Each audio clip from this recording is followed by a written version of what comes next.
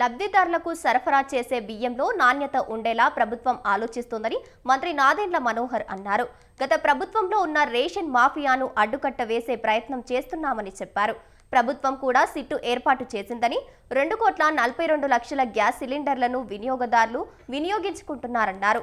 4,42,00,000 మందికి రేషన్ బియ్యం సరఫరా చేస్తున్నామని చెప్పారు. 80% రేషన్ కార్డుల పంపిణీ జరిగిందని, కూటమి ప్రభుత్వం వచ్చిన తర్వాత ధాన్యం కొనుగోలు విషయంలో ఒక్క మార్పు కూడా తీసుకొచ్చామని మంత్రి అన్నారు. గత ఖరీఫ్ సీజన్లో 35,94,000 మెట్రిక్ టన్నుల ధాన్యం సేకరించామని పేర్కొన్నారు.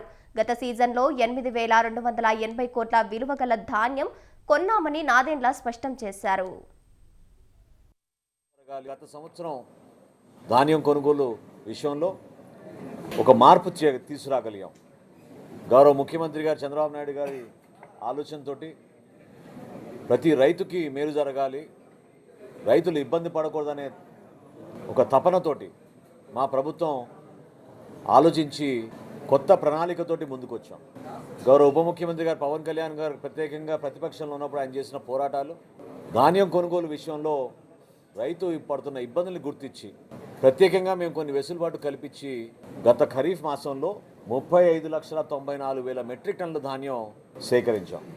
దాదాపు 8,282 కోట్ల రూపాయలు ధాన్యం సేకరించి 24 గంటల్లోనే రైతుల ఖాతాలోకి ఆ డబ్బు జమ చేయగలిగాం.